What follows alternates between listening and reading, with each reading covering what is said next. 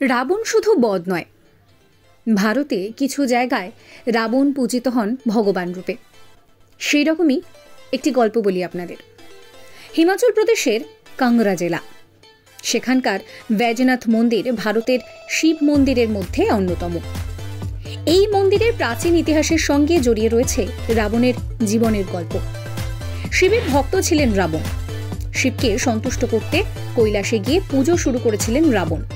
এমনকি তার মাথাও নাকি যজ্ঞের আগুনে সমর্পণ করেন তিনি। রাবণের ভক্তিতে শিব সন্তুষ্ট হন। ভক্তের মনোবাঞ্ছা জিজ্ঞেস করায় রাবণ জানান তিনি নাকি শিবকে লঙ্কায় নিয়ে যেতে চান। শিবও তার অনুরোধে রাজি হয়ে যান। রাবণকে একটি শিবলিঙ্গ দিয়ে বলেন যে লঙ্কায় নিয়ে যেতে, কিন্তু যাত্রার সময় তিনি যদি পথে কোথাও শিবলিঙ্গটি ভুলবশত রেখে ফেলেন, তবে শিবও অর্ধনারীশ্বরী রূপে সেই স্থানেই প্রতিষ্ঠিত হবেন। শিবের সতর্কবাণী মেনে লঙ্কার পথে যাত্রা শুরু করেন রাবণ। পথে এক মেষপালকের সঙ্গে তার দেখা হয়। প্রচণ্ড তৃষ্ণা এসে তখন জলের খোঁজ করছে, তাই মেষপালকের কাছে রাবণ পানীয় জলের অনুরোধ করেন।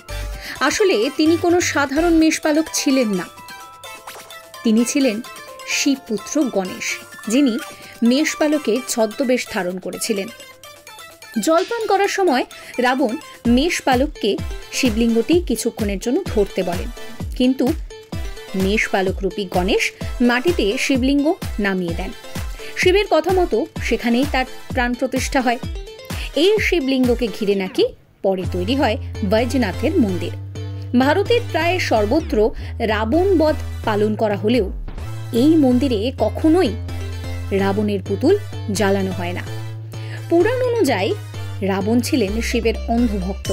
স্থানীয়রা মনে করেন শিব ভক্ত রাবণকে কোনো রকম অসম্মান করলে ভগবান তার রুদ্র রূপ নিয়ে হাজির হবেন। তাই রাবণকে তারা শয়তান রূপে দেখেন না বা ভিলেন রূপেও দেখেন না। ফলে দশেরা পালন থেকেও শত হস্ত দূরে থাকেন এই অঞ্চলের বাসিন্দারা। এবার আসি মধ্যপ্রদেশের বিদিশা জেলায়।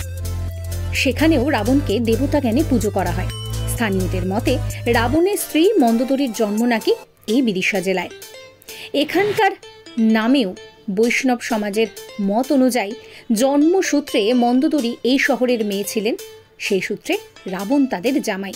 তারা কোনোভাবে রাবণকে এখানে অসম্মান করেন না, তাই রাবণ দহন এখানেও পালন করেন না। এখানে ৩৫ ফুট লম্বা রাবণের একটি মূর্তি পর্যন্ত রয়েছে। রাবণের সঙ্গে লঙ্কার নামও ওতপ্রোতভাবে জড়িত, কিন্তু লঙ্কায় তার জন্ম নয়। উত্তরপ্রদেশের বিশরাক গ্রামে নাকি রাবণের জন্ম।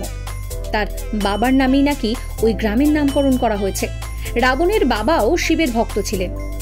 শোনা যায় শিবের পুজো করতেই এই গ্রামে আসেন তিনি। প্রতি বছর এই গ্রামের বাসিন্দারা নবরাত্রি উদযাপনের পর একটা বিশাল যজ্ঞের আয়োজন করেন। রাবণের আত্মার শান্তির জন্য তারা প্রার্থনাও করেন। মহারাষ্ট্র সাধারণত গণেশ পুজোর জন্য বিখ্যাত আমরা জানি, কিন্তু এই রাজ্যেও এমন এক জায়গা রয়েছে যেখানে রাবণকে দেবতা জ্ঞানে পুজো করা হয়। এখানে রাবণ বংশী হিসেবে এখানকার মানুষ নিজেদেরকে পরিচয় দেন। তাদের ধারণা বাল্মীকি রামায়ণে রাবণকে খলনায়কের চরিত্র হিসেবে দেখানো হয়নি। তুলসীদাসই রাবণের চরিত্রের খারাপ দিকগুলো তুলে ধরেছেন। তারা রাবণকে তাদের রাজা বলে মনে করেন, যাকে আর্যরা হত্যা করতে এসেছিলেন। রাজস্থানের যোধপুরেও জানেন রাবণ বধ করা হয় না, কারণ এখানেও রাবণকে পুজো করা হয়। কথিত রয়েছে এখানেই মন্দোদরীর সঙ্গে রাবণের বিয়ে হয়। স্থানীয় ব্রাহ্মণেরা মনে করেন এখানে রাবণের জন্য বিয়ের আয়োজন করা হয়েছিল। তাই যখন কেউ বিবাহ বন্ধনে আবির্ভূত হতে যান, তারা এখানে আসেন। রাবণকে এখানে শয়তান নয়, জামাই রূপে পুজো করা হয়। সাধারণত সীতা অপহরণের জন্য রাবণকে অনেকে বিবাহ বিচ্ছেদের প্রতীক হিসেবে মনে করলেও এই যে গল্পগুলো বললাম, সেখানে কিন্তু রাবণকে ভগবান জ্ঞানী পুজো করা হয়। এই ভিডিও আপনাদের কেমন লাগলো অবশ্যই কমেন্ট করে জানাবেন। কমেন্ট সেকশন খোলা রয়েছে আপনাদের জন্য। আর এই রকম সমস্ত ভিডিও দেখার জন্য লাইক করবেন আমার চ্যানেলটিকে, শেয়ার করবেন, ভালো লাগলে অবশ্যই